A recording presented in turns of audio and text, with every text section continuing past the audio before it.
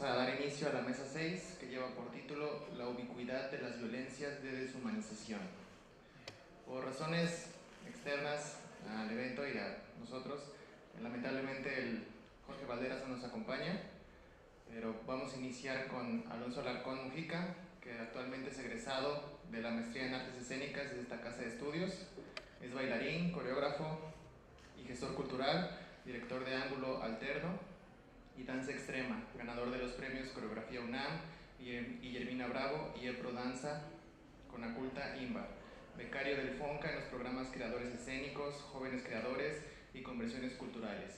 Ha sido Premio de la Juventud en Artes Escénicas 2010 y finalista del 31 Premio Nacional de Danza IMBA UAM. Su obra ha sido presentada en el Palacio de Bellas Artes y en festivales internacionales en Alemania, Chile, Chipre, Islas Canarias, España, Portugal, la República Checa y todo México. Fue subdirector de la Red Nacional de Festivales de Danza de Limba y curador de la Muestra Nacional de Danza. Y bueno, le damos la palabra. Su ponencia lleva por título Identidades coreográficas, el performance de la masculinidad. Gracias, buenas tardes. Bueno, esta ponencia sostiene que la práctica de la coreografía es una herramienta para la reimaginación de las masculinidades en México, con lo cual proponemos intersecciones entre los estudios de género con la danza y de manera más específica del estudio de las masculinidades con la coreografía. Se trata de una sección de la tesis Masculinidades polimórficas en la coreografía contemporánea mexicana 2000-2015, desarrollada bajo la dirección del Dr. Antonio Prieto Stambaugh en la maestría en artes escénicas de la Universidad Veracruzana. Investigación que nos direcciona hacia formas de abordar la representación de las masculinidades en México en la composición coreográfica contemporánea. Este apartado tiene como propósito reflexionar en torno a las identidades que se construyen desde el rol del coreógrafo como campo de estudio para observar el performance de la masculinidad. El trabajo aborda la perspectiva de género como lente analítico para las artes escénicas, haciendo un especial énfasis en su aplicación desde los estudios del performance y la coreografía, con el objeto de reflexionar sobre las construcciones de las identidades coreográficas como reflejo de los constructos de género en los creadores escénicos Miguel Mancillas, Rodrigo Angoitia y Lucas Avendaño. Identidades coreográficas. De forma consciente o no, los coreógrafos expresan en su creación escénica su visión del mundo y, por tanto, nos aportan pistas sobre sus relaciones conceptuales entre identidad, cultura y género, nociones que se tornan inseparables en la pieza artística de un autor cuya materia de investigación es el propio cuerpo. Aunque podemos hacer esfuerzos por explicar características de cada categoría por separado, veremos que están siempre relacionadas en una experiencia vivida por quien articula la escena de la danza. Relacionar identidad y coreografía nos permite reflexionar sobre puntos de convergencia y de tensión, en tanto que ambas son construcciones que revelan múltiples direcciones que dan sentido a un sujeto y sus transformaciones. Margarita Tortajada señala, cito, que no existe una identidad única, ni nacional, ni individual, ni de hombres o mujeres, ni de bailarines o bailarinas, ni de coreógrafas o coreógrafos, cierro cita. La danza se construye de cuerpos atravesados por conceptos e ideas que de forma intuitiva o planeada, por azar o por intencionalidad corporal, exponen en un silencio aparente lo que ha sido construido y reelaborado por el constante pensarse como mujeres, hombres, transexuales, transgénero u otras opciones que den sentido a sus identificaciones en el mundo. Desde la perspectiva de Gilberto Jiménez, la identidad por un lado plantea lo individual, pero además expone lo relacionado a las identidades colectivas, es decir, a las creencias relacionadas a la constitución de una forma de imaginarnos en relación con los otros, a identificarnos desde la cultura, las normas, los valores, la clase social, la religión, por mencionar algunas categorías desde las que se sujeta la identidad. Siguiendo a Tortajada, quien afirma que, cito, los sujetos intervienen activamente en su construcción, siempre mediados por normas culturales y fuerzas externas, pero existen, están presentes, no son reproductores ciegos y efectivamente tienen la posibilidad de transformar la realidad, cierro cita. Apoyados en esta observación podemos afirmar que la identidad no es un constructo que se enmarque en el aislamiento de lo individual, sino que nos revela creencias de nosotros mismos que vamos atribuyendo como reflejo de experiencias desde lo social, es decir, desde la relación con los otros y a su vez de lo que afirmamos o confrontamos para autodefinirnos. Por su parte, Jiménez nos habla de la estrecha relación entre identidad y cultura, señalando que las identidades no son estables, se configuran en la yuxtaposición de conceptos que viajan, que se interconectan y se transforman en el tiempo. La identidad es entonces producto de todos los cambios que estamos viviendo de forma permanente, así como la cultura se construye de forma permanente con el imaginario colectivo. Los códigos desde los que se construyen las identidades en las piezas coreográficas viajan a través de las técnicas dancísticas, los estilos de movimiento y de los dispositivos de creación coreográfica que se comparten a través de los intercambios culturales, los festivales y las referencias que se tienen de trabajos coreográficos en otras latitudes. Mancilla, Avendaño y Angoitia son coreógrafos que en su práctica de la danza han generado vinculaciones con otros coreógrafos, técnicas de movimiento y de creación. Hay un ejercicio de traducción corporal de los aprendizajes de sus maestros con los que construyeron su cuerpo para la danza, así como de las influencias de técnicas y estilos corporales que a lo largo de su trayectoria artística han devenido en un lenguaje coreográfico propio. Dando un giro a lo reflexionado hasta ahora, podríamos plantear a la identidad como una coreografía, es decir, como un montaje en el que se observan una serie de elementos que van desde la estructura que la establece hasta los dispositivos de movimiento que se ensamblan a través de secuencias prediseñadas o improvisadas para corporizarla. La identidad puede ser vista como un montaje coreográfico que permanece vivo mientras acontece desde las formas y que traza un discurso complejo en el espacio-tiempo determinado. El performance de la masculinidad. Siguiendo la propuesta de Alejandro Grimson, cuando afirma que, cito, las prácticas culturales cruzan fronteras de las identificaciones que las identificaciones reproducen y refuerzan, cierro cita, podemos preguntarnos entonces sobre las identidades coreográficas como una práctica cultural o como una práctica a observar desde las artes escénicas, y cómo se enlaza en este punto lo cultural con lo artístico. En este sentido, consideramos que las identidades coreográficas internamente están sujetadas a su hacer desde las artes, es decir, a su práctica, pero de manera externa se vinculan a través de redes de significación expandida que rebasan el acontecimiento de la práctica coreográfica en su dimensión estética, por lo que son identidades que se extienden al campo de lo cultural. Afirmamos entonces que las identidades coreográficas, en tanto práctica cultural, desde un campo expandido de las artes que involucra prácticas cotidianas, saberes, costumbres y cosmovisiones del mundo, viajan a través de los territorios simbólicos de la práctica de la danza, retraduciendo códigos de la masculinidad-feminidad que no responden necesariamente a una delimitación geográfica de las fronteras de un país. Al viajar a través de las técnicas hacia los cuerpos, se retraducen en una apropiación de manera particular en cada contexto. Cito como ejemplo de lo anterior la práctica del Bowie, estilo de baile urbano que surge en el barrio Harlem de Nueva York a principios de los años 80, con una práctica de las drag queens afroamericanas al ser discriminadas de los bares céntricos por las drag queens blancas, dando paso a reuniones clandestinas donde el propósito era modelar en una pasarela con movimientos que tomaban como tema las portadas de las revistas de moda, parodiando desde el lenguaje corporal a las grandes modelos blancas. Se trata de un estilo en el que se mezclan ritmos del hip hop, el afro con la cultura latina y el drag desde la periferia racial.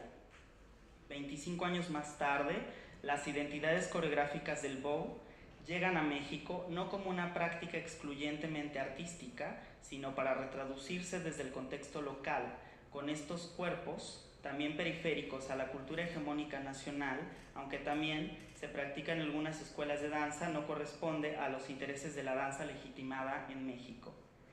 Siguiendo las propuestas de Marta Lamas y Juan Vicente Aliaga, es posible establecer una aproximación teórica sobre la diferencia sexual, la construcción de género y sus transformaciones para la configuración de nuevas identidades. Se hace necesario desde esta perspectiva teórica un mapeo sobre la complejidad en la que se constituye el género como un reflejo de nuestras identificaciones culturales y por otro lado, como cito, la armadura con la que constreñimos nuestra vida, citando a Lamas. Por tanto, podemos argumentar que las piezas coreográficas contienen y proyectan constructos de identidad del autor, es decir, sus identificaciones de género, culturales, políticas y sociales. A su vez, generan evidencia del espacio íntimo, que implica dimensiones subjetivas y cargas emocionales. En este sentido, Lamas y Aliaga nos llevan a reflexionar sobre las construcciones de género al interior del individuo, así como al exterior, en tanto que se trata de un sujeto social. La identidad es entonces un devenir, como apunta Judith Butler, quien trabaja la imagen de la mujer como un concepto en proceso, idea que retoma de lo que afirma Simone de Beauvoir en El segundo sexo, de no se nace mujer, se hace mujer. La constitución de los sujetos, desde su perspectiva, es un proceso que no termina a lo largo de la vida de las personas, es decir, se trata de procesos que suceden a lo largo del tiempo y que se van situando en un contexto histórico. En este mapeo sobre el performance de las identidades coreográficas se hace necesario centrarnos en el cuerpo como la base simbólica desde la que el autor coreográfico parte para construir su discurso y sus identificaciones. Es el cuerpo el centro de la composición coreográfica contemporánea, desde la danza escénica, pero también uno de los elementos que se ha colocado en los debates de lo político para problematizar desde el feminismo las relaciones de poder entre mujeres y hombres.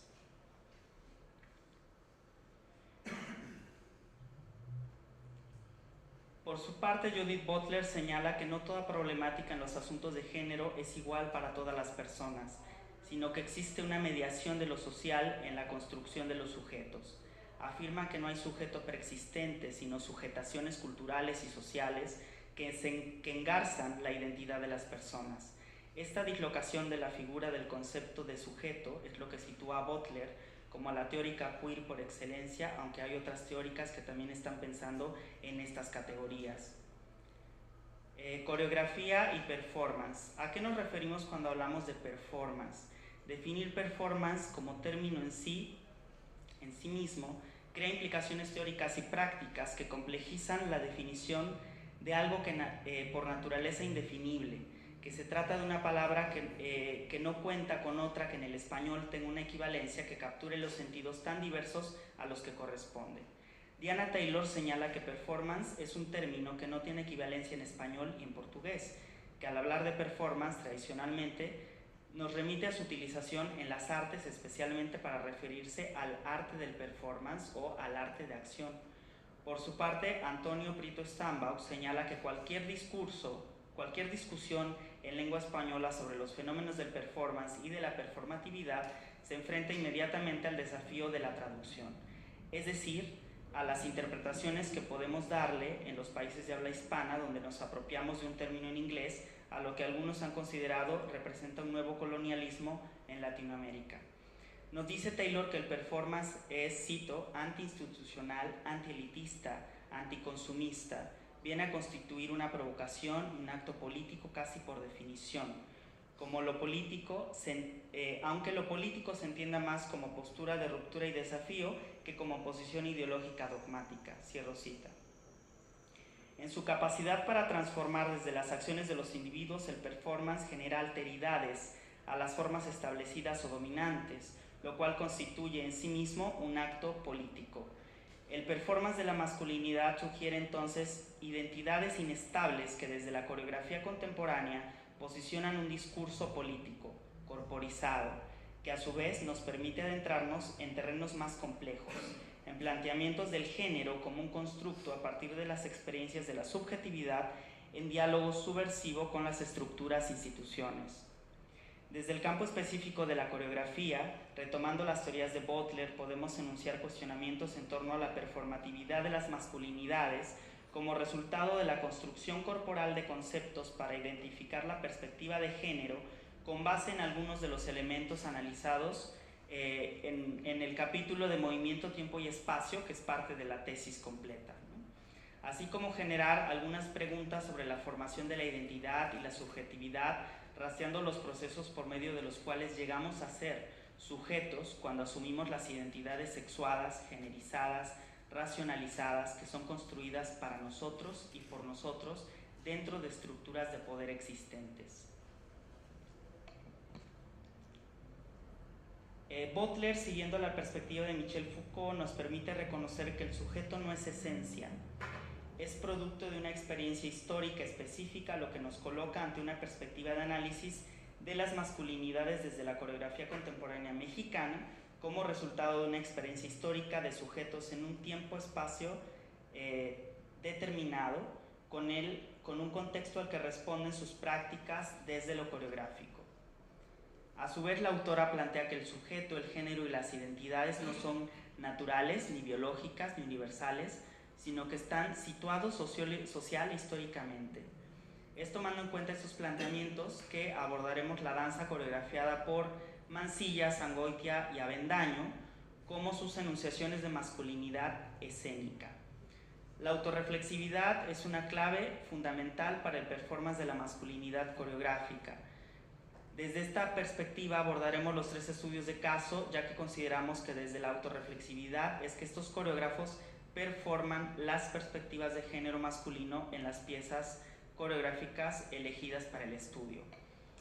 Obviamente en la tesis hay un estudio profundo de cada una de las obras, pero ahora les voy a presentar algunos de los hallazgos brevemente. En la pieza de Rodrigo Angoitia, Amnesia, que son estas imágenes que estamos viendo, la idea de desdoblar identidades masculinas del cuerpo en vías de generar un discurso polimórfico en diálogo con los aprendizajes que le dejó el coreógrafo japonés Komuro Bushi. La construcción de género y sus afirmaciones de masculinidad, feminidad en la pieza coreográfica de Angoitia también fueron identificables desde la perspectiva del repertorio de Diana Taylor, dado que es posible observar elementos que desde lo coreográfico nos revelan constructos de identidad, tanto en la forma en la que el autor performer imagina su masculinidad, como en el discurso de la pieza que la pieza creada defiende al ser llevada a escena. Podemos decir que la coreografía de Angoitia nos permitió observar reflexiones corporales con su propia masculinidad occidental, expuesta en la figura del hombre exitoso de negocios que se deconstruye a través de los discursos trazados por el cuerpo del performer. En esta coreografía, Angoitia creó de manera significativa los territorios simbólicos depositados en el cuerpo y en sus tensiones musculares más primarias, en su respiración, en la pausa y en la crisis expandida en el espacio escénico por un cuerpo masculino que logra subvertir la imagen inicial del businessman estadounidense y con ello las masculinidades hegemónicas de nuestro tiempo. Por su parte, Falso Cognado de Miguel Mancillas es una pieza pensada para articular toda la imaginería y posibilidades de un espacio escénico convencional. El coreógrafo, los bailarines y su equipo creativo reiteran desde diferentes frentes que el género es una construcción social. Los elementos escénicos dejan al descubierto un juego en el que se presentan 6 personajes sumergidos en su individualidad, personajes que subvierten la versión convencional del ser hombre y del ser mujer. Mujeres y hombres utilizaron de forma indistinta pestañas, uñas postizas, labios pintados, pantalones, faldas o capas. Pero entonces, ¿qué es lo que defienden o repelen estas 6 andróginas corporalidades llevadas a escena por Mancillas? ¿Cuáles son los poderes sometidos que se revelan a través de la pieza Falso Cognado? ¿Qué es lo que se oculta debajo de las capas, de los corsets y del propio lenguaje corporal diseñado con una rigurosidad sobresaliente por el coreógrafo? Algo está claro desde que se abre el telón. Nada de lo que vemos en este universo escénico es gratuito o producto de la casualidad o de la improvisación. Hay un andamiaje estudiado y concreto que coloca en conflicto las maneras en las que, como dice Foucault, construimos nuestra verdad y subjetividad. Mansilla sustrae de la historia a 6 mujeres para saturar un espacio con imágenes difícilmente apresables en una categoría analítica. Construye una poética de las alteridades. Traza rutas de lo desigual para colocar en crisis las clasificaciones fáciles. Rompe con las generalizaciones para mostrarnos diversas texturas, principalmente en el vestuario y en la energía que imprimen en sus movimientos las bailarinas y los bailarines. El coreógrafo critica la hegemonía masculina que nos domina y nos somete.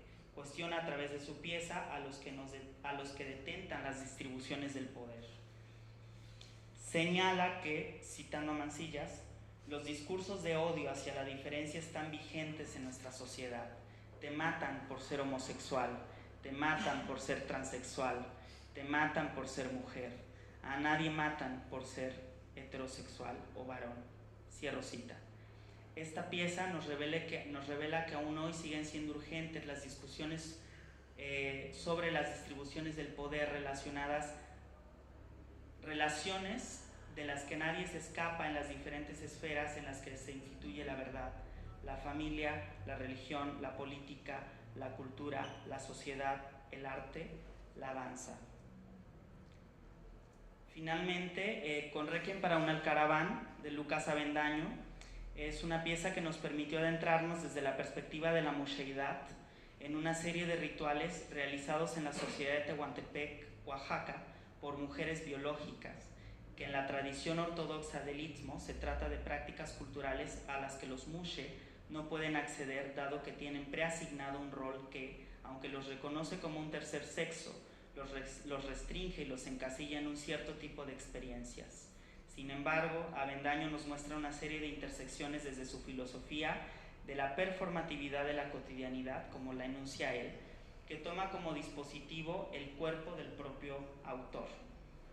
Lo anterior es un claro ejemplo de lo que Gloria Godínez enuncia como los travestismos folks en México, en este caso estableciendo travestismos en diferentes niveles de representación. Avendaño trasviste su identidad de lo masculino en su torso, en interrelación con su mucheidad, con la sensualidad de las miradas, trasviste su voz gruesa de machín, colocándose aretes de oro, listones satinados y el vidanido, huipil grande, en modalidad de resplandor. Trasviste los rituales sociales para la mujer biológica del Istmo, con su identidad de género mushe como protagonista de una boda, de la mayordomía o ser la rezandera de un rosario. Avendaño se trasviste y nos trasviste de ida y vuelta, con las sonrisas, lágrimas y profunda empatía desde la que fuimos tocados, como en la analogía del rey Midas por el oro y la mucheidad. Con la pieza Requiem para un Alcaraván, Avendaño movilizó las placas tectónicas de nuestras identidades fijas, con un terremoto simbólico cuyo epicentro fue la mucheidad en Tehuantepec, Oaxaca, que hoy viaja en nuestros corazones como una invitación hacia la performatividad de la cotidianidad. Avendaño y su pieza coreográfica, que nos revela desde el acto escénico como una estrategia para inaugurar realidades de lo masculino, de lo femenino, de los géneros, de las danzas y de formas de abordar la creación de las coreografías. Gracias.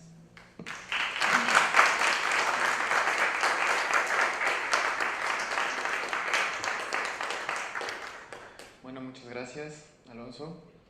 Ahora vamos a dar paso a la ponencia de Luis Manuel Lara Rodríguez, de la Universidad Autónoma de Ciudad Juárez. Él es licenciado en Sociología por la Universidad Autónoma de Ciudad Juárez, maestro en Ciencias Sociales, terminal Estudios Culturales y de Género por la Universidad Autónoma de Ciudad Juárez y doctor en Ciencias Sociales, terminal Estudios Culturales, igual por la UACJ. Es responsable de investigaciones PRODEP, participante en Cultura Física Universitaria, Diagnóstico y Propuesta, y en prevalencia de sobrepeso y obesidad en alumnos de nuevo ingreso al ICB, Diagnóstico y Propuesta. Fue coordinador del libro colectivo Cultura Física e Intervención Comunitaria, Experiencias y Enfoques Teóricos por Estilos de Vida Saludable en Contextos de Vulnerabilidad Social de la UACJ en 2017, y autor de una variedad de artículos, ponencias y publicaciones que giran en torno de sus temas de investigación, que son Sociología y Antropología del Deporte y de los Estilos de Vida Saludable, Intervención Comunitaria del Deporte y Estudios Culturales, Estudios de Género, Estudios Sociales de la Ciencia y la Tecnología. Su ponencia lleva el título de El epistemicidio en masculinidades de la igualdad, dominios discursivos de cómo el feminismo debe de ser o morir. Le doy la palabra. Gracias, gracias por la invitación, un gusto estar aquí nuevamente en Jalapa. Es la segunda vez que estoy aquí en el año. Bueno, quiero empezar señalando que esta temática, al menos que propuse aquí para el coloquio, estuve repensando sobre todo por la temática, los temas que ya hemos escuchado, los que vemos, y me preguntaba yo, bueno, vamos a hablar de epistemicidio, vamos a hablar de cuestiones de exclusión a partir de situaciones tal vez no concretas, es decir, al menos de lo que yo voy a comentar, que llevan un tinte de violencia física o una cuestión a lo mejor de muerte o asesinato, aparentemente. Ahora inicio con algo con lo que en este trabajo, en ocasiones, en las clases que imparto relacionados ya sea de módulo de género o las materias de género, tanto en licenciatura como en maestría, que es básicamente la forma en la cual nosotros argumentamos una idea, alguna reflexión, algún enfoque teórico que traemos a cuenta. Principalmente lo que yo exhorto es, señalado ahorita en una entrevista, que debemos de tener en cuenta, considero yo, esta dimensión de ignorancia en la cual nos ubicamos cada uno de nosotros. Cuando nos ubicamos como personas ignorantes que vamos a morir ignorando más de lo que vamos a conocer, tal vez eso nos puede abrir una capacidad de duda y reflexión y querer conocer más cosas, desaprender, reflexionar sobre nosotros mismos y, al menos en el trayecto que nos cuente en esta vida, ir incrementando aquellos conocimientos a través de la información fundamentada y que nos postule sobre todo para difundir a nuevas generaciones. Y pongo un ejemplo muy sencillo, ahora ya en diciembre va a venir, tal vez no se lo voy a presentar de nuevo las redes sociales. En una ocasión veía, y cada diciembre lo veo, no sé, una postura en donde ponen un meme en donde cuestiona que los peces beban en el río. Sí lo recuerdan, ¿no? Porque los peces no beben, o sea, lo sabemos. Hay una información científica que alude que el pez en realidad no puede beber, como lo dice el villancico o lo dice la canción, es correcto. El objeto de este meme, de quien lo puede o lo hemos llegado a poner, es para decir, oh, ¿tú qué crees que los peces beben en el río? Mira, te voy a ilustrar, no beben. Así que olvida tu fe, olvida tu creencia. Por supuesto que no va a suceder así. Pero bueno, ¿qué podemos cuestionarle a este meme?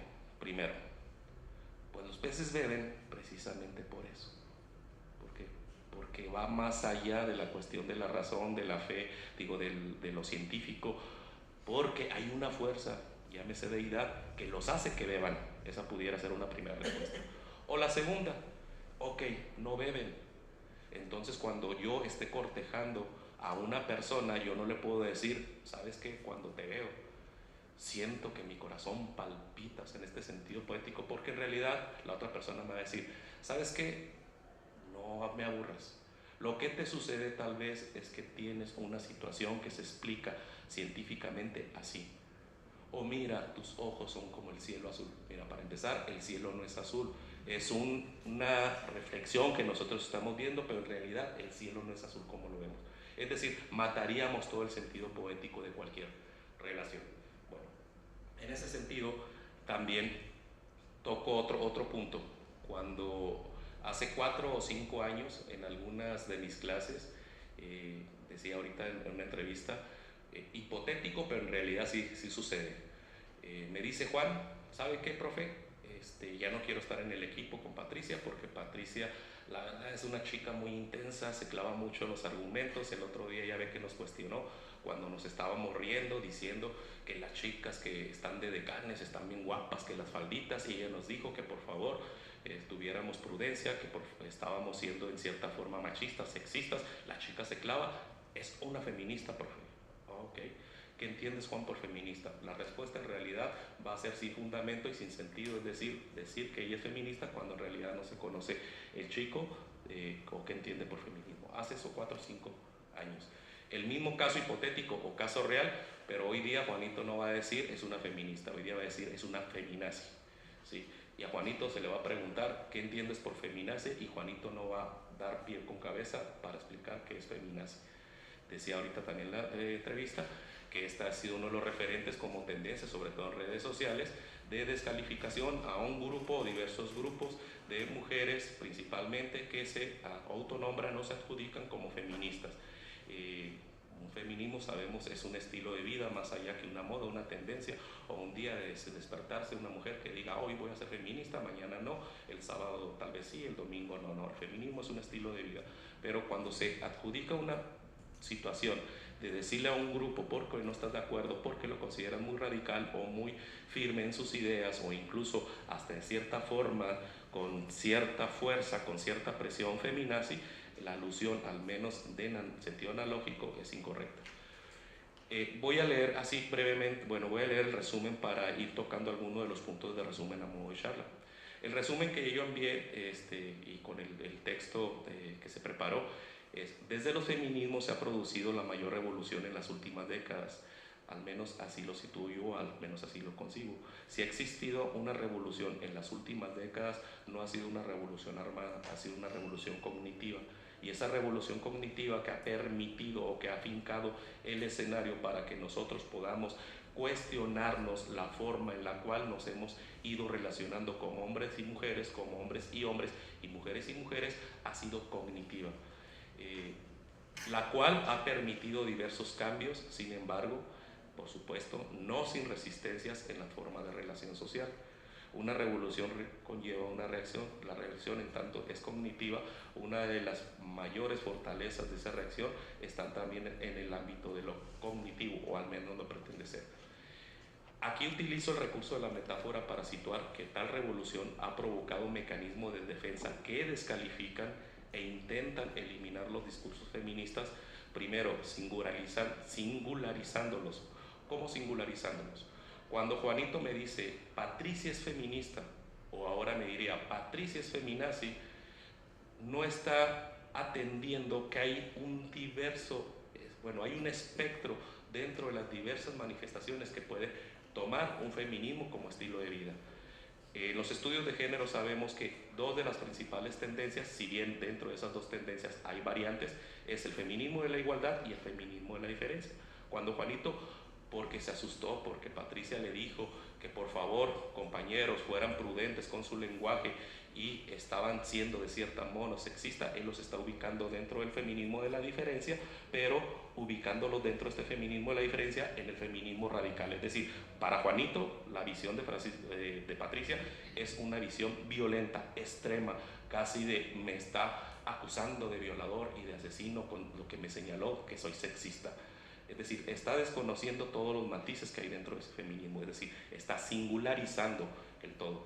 Ya no diría yo la cuestión de feminazi. Cuando una persona le dice a una mujer que se autonombra feminista, le dice feminazi, más allá del error o del horror de trazar una analogía como la cuestión del nazismo dentro de un grupo de mujeres que no tienen ni el poder, ni el dominio, ni los campos de exterminio, ni las estadísticas de asesinatos señalándoles como feminazis, más allá de eso, está situando a el todo de las mujeres desde esta posición. Bueno, que intentan eliminar los discursos feministas, primero singularizando, y mucho más grave, asignándoles otra edad de terror, exterminio y peligro para las buenas formas de convivencia, lo cual ha provocado una suerte de epistemicidio, desde mi visión, es decir, un exterminio discursivo por parte de una masculinidad y feminidad que abogan por la igualdad y la equidad, cuando entre comillas estoy queriendo señalar, o al menos en el texto, que a veces también se da una confusión dentro de estos discursos que reaccionan contra los grupos feministas, confundiendo, tergiversando, entendiendo por un lado igualdad de una forma, equidad de otra forma, cuando son situaciones distintas.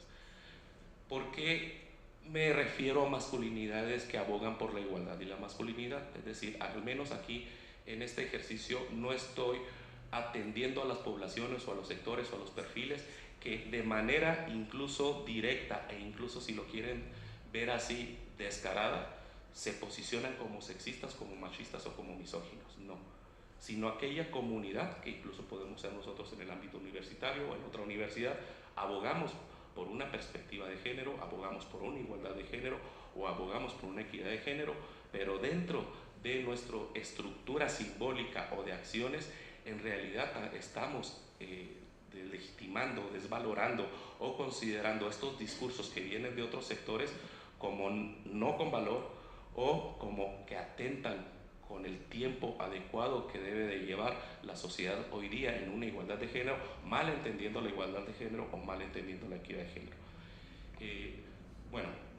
Dentro de este recorrido, al menos en el texto, de cómo ha ido avanzando el feminismo dentro de sus variantes, cómo se han ido ubicando también las reacciones en contra de estos grupos, vamos a dar cuenta que aquellas reacciones en algún momento eran, si bien dentro del ámbito de lo institucional, de ceder espacios, es decir, ceder lo que yo considero como mío para ustedes, para que ustedes tengan esta habilitación como mujeres principalmente. Sabemos nosotros que seguimos viviendo, al menos de manera institucional, al menos de cómo se conforman las regulaciones y las leyes, en una sociedad muy asistencialista. Hasta la fecha todavía hay situaciones de complicación, por ejemplo, como para que un varón vaya e inscriba a sus hijos a una guardería. ¿Por qué? Porque la guardería nació de una visión asistencialista, es decir, yo, Estado, te amparo, te voy a amparar a ti, mujer, como no tienes el amparo del varón, que es el que te debe proteger y cuidar, porque tú estás minusvalorizada para poder realizarte en sociedad, yo como Estado te voy a atender. Y en tanto te sigo visualizando esta visión patriarcal. Bueno, me estoy refiriendo sobre todo al ámbito institucional, no se diga desde el ámbito de las violencias. Sabemos nosotros, y al menos dentro de las estadísticas, cuando vemos algún estudio de género, alguna temática en relación de género, que tal vez como nunca, al menos a la entrada de este siglo, se han realizado estrategias, campañas, proyectos, programas, cursos, hay posgrados en las licenciaturas, en las universidades se aboca por la cuestión de la perspectiva de género, equidad de género, igualdad de género, tal vez de manera de seguimiento a instituciones o organismos internacionales, pero los hay. Sin embargo, vemos los indicadores en violencias de género y también están al alza. Dices tú, ¿cómo? Si en estos tiempos, a comparación de los 60, de los 70, de los 80, del siglo pasado, que no había tantos cursos, que no había tantos talleres, que no se hablaba tanto de la cuestión de género, la violencia de género está al alza, precisamente como una reacción a lo que ha posibilitado pensar y situarnos dentro de esta relación de género, que quienes principalmente han tenido el avance en esta reflexión son los distintos perfiles de mujeres, ya sea la mujer en la academia, la mujer obrera, la mujer dentro del ámbito de estudio universitario, la mujer dentro del ámbito, no sé, campesino, más que nosotros los varones. Y quienes más se han sentido afectados son aquellos varones y aquellas mujeres que estaban de alguna manera en cierto confort dentro de lo que algunas llaman como sistema patriarcal, o desde lo que Pierre Bourdieu llama como dominación masculina. Es muy común que cuando no haya cierta información dentro del ámbito de género, entendamos por dominación masculina o mal entendamos la dominación masculina como una situación de que es un dominio solamente de los hombres. No, es un sistema donde se prevalece lo masculino, es decir, cosificado o considerado como de suyo a través de atributos, características que se especifican en el varón, pero este dominio masculino se reproduce a partir de las acciones de mujeres y de varones. Señalaba hace rato, por ejemplo, cuando señalamos que la reproductora de mayor machismo en las familias es la mamá. Dicen, eso las mujeres. Bueno, la mamá lo que está haciendo es que está viviendo en un sistema de dominación masculina y sistema patriarcal, y por la situación de estar en el privilegio o en la ubicación del espacio privado, pues obviamente le toca hacer un papel de reproducir un machista en el ámbito de la casa, pero no significa que sean las mujeres por sí mismos de ser mujeres las que reproducen a los machistas. No sé si me explico.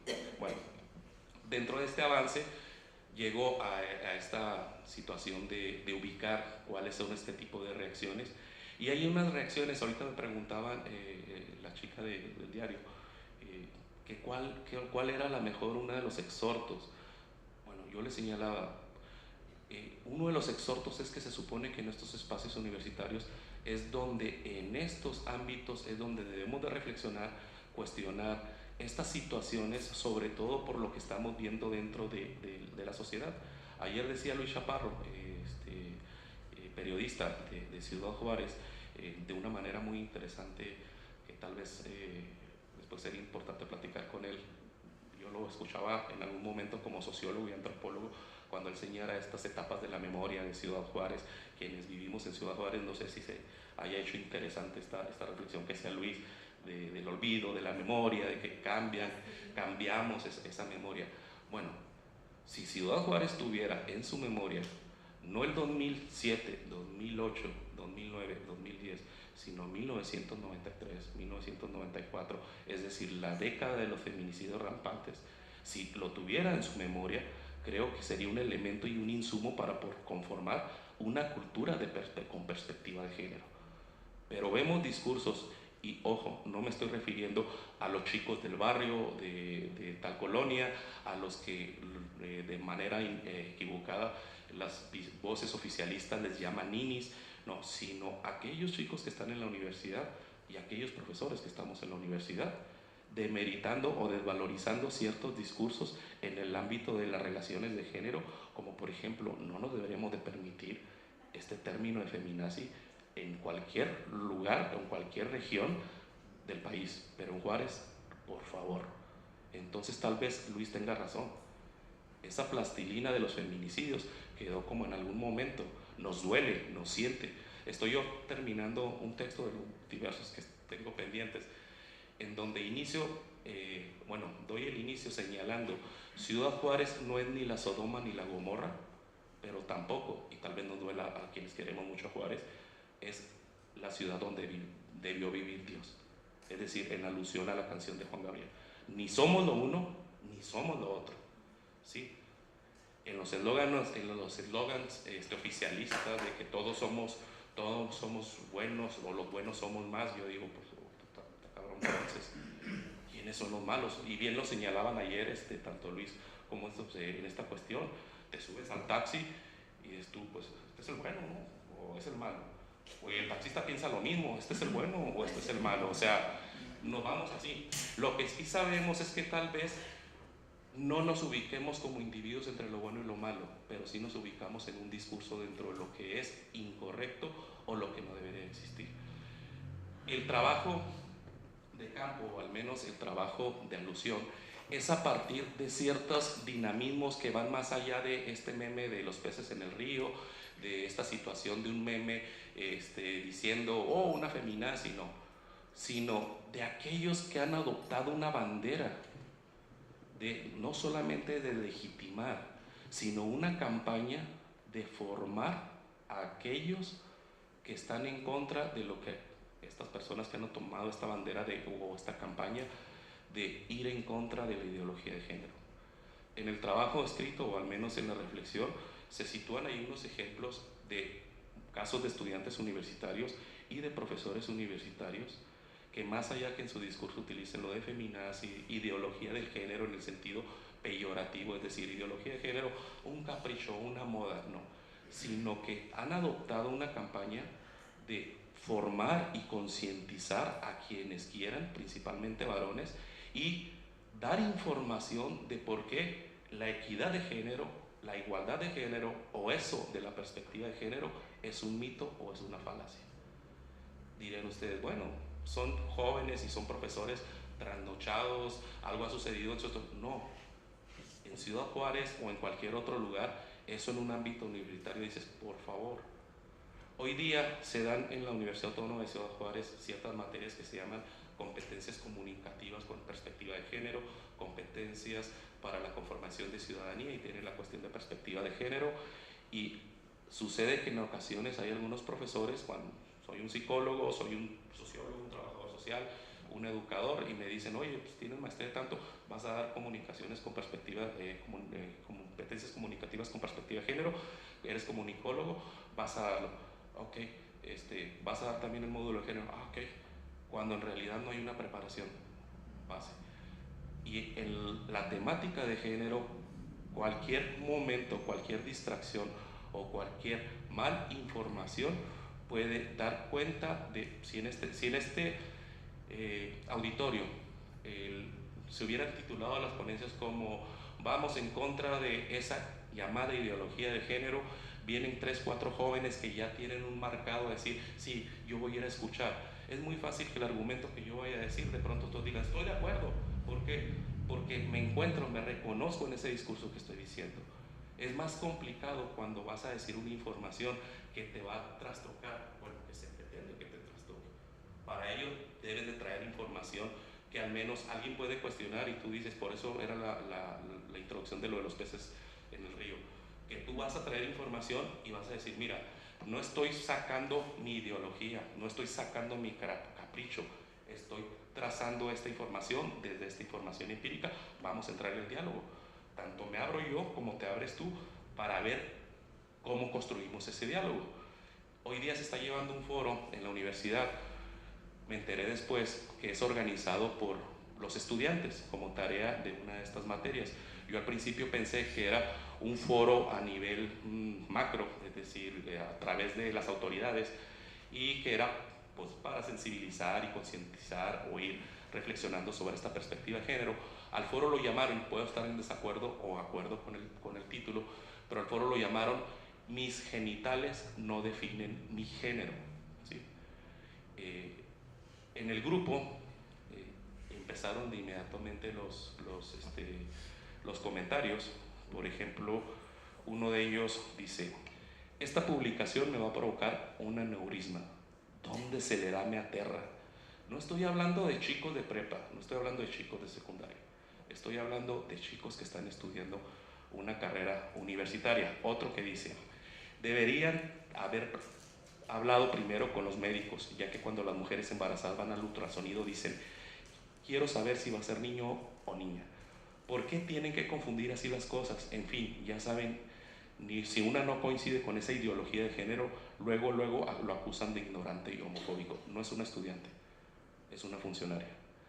Ok, dije el título, mis genitales no definen mi género. ¿En qué momento dice mis genitales no definen mi sexo? Los jóvenes de hoy, perdón, tal vez ya me tocaron los 40 años y ya digo, nuestras generaciones eran distintas. Los jóvenes de hoy creo, y sobre todo en redes sociales, no leen. ¿Sí?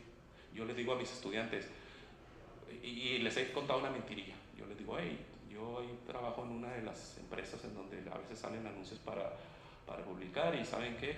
Cuando el anuncio es, se solicita tal perfil, bla, bla, bla, mayores informes al 656, bla, bla, bla, y todos, informes, ¿cuánto pagan? ¿Qué días? Les digo a los chicos, chavos, les está diciendo informes, ¿sí? Si yo soy el que contrato, les digo que así funcionan los reclutamientos en recursos humanos, le digo, cuando vemos eso, yo digo, a él no. ¿Por qué, profe? ¿Por qué a mí no si yo estoy pidiendo informe? Porque no leíste bien, y aparte, cuando estás en el escenario de trabajo, eres la persona que va a buscar información adicional. Digo, no va a buscar información adicional, sino que va a querer que todo le den la bandeja. Te está diciendo informes, habla el número, no preguntes ahí. Entonces, dentro de esos comentarios hay algunos, no de este caso particular. Recuerdo de un entrenador de boxeo que se burlaba constantemente de las feministas, de un chico que constantemente defendía con información documentada sobre perspectiva de género, igualdad de género, equidad de género, y siempre le llamaban que el marica, que si se enojó el marica, que ya va a venir a cuestionarme este meme. Y él tenía en su clase de boxeo, aparte a sus boxeadores, tenían una doctrina en contra de la equidad de género y la perspectiva de género y la igualdad de género porque les consideraban un mito. ¿Qué sucede? No sucede nada, o sea, me pregunto yo. O sea, no pasa más allá de jóvenes que están viviendo una etapa particular de su vida y no va a suceder nada. No, sí puede suceder algo. ¿Qué puede suceder? Precisamente cosas que no se atendieron en cuestión de cómo tenemos las relaciones con hombres y con mujeres. Ciudad Juárez, y tal vez estén de acuerdo quienes están aquí, y ayer algo lo mencionaba, creo que también Luis, lo que sucedió en el 2006-2007, más allá de que, como señalaban, fue la punta de base de esta guerra estúpida de Felipe Calderón, era también que Ciudad Juárez estaba conformada como un caldo de cultivo para que se diera como se dio, ¿sí? Yo llegué en el 94 en Ciudad Juárez, y una de las primeras cosas de mi conocimiento de Ciudad Juárez era saber dónde eran las calles donde se movía todo, saber quién eran los gatos, quién eran los ortices, dónde estaban los picaderos, saber que si te paraba la policía había la posibilidad de que tú les ofrecieras dinero y te dejaban ir, saber que la Juárez era muy complicada en ciertos sectores, ciertos ámbitos. Es decir, Ciudad Juárez tenía elementos que después se conformaron en caldo de cultivo. Ciudad Juárez ya no es la misma, ya no va a ser la misma de antes, de esa que algunos dicen, yo quisiera que Ciudad Juárez regresara a ser la misma de antes. Yo no. al menos no la que conocí en el 94, 95, 96, 97, porque fue la que posibilitó en mayor medida que se diera como se dio la violencia a partir del 2008, 2009 y 2010. Pero no es la misma. ¿Por qué no es la misma? Porque se abrió una dinámica que antes no se daba ni siquiera en ese escenario de canto del cultivo. La cuestión de los secuestros y la extorsión, y algo que muy bien señalaba Luis, que yo llegue y le diga a Alonso, ¿sabes qué? Yo ando movido, yo soy grupo de una, yo soy de la línea, yo soy del Chapo, dame una feria si no quieres que mañana, aun cuando no sea cierto, para el imaginario, para la sociedad a pie, se abrió esa dinámica. Yo puedo decirle al otro que yo ando movido y que yo ando pesado. Me pasa una lana, pues igual me la pasó. Si no es así, al menos se quedó ya amenazado. Perdón, no le extendí. Bueno, gracias.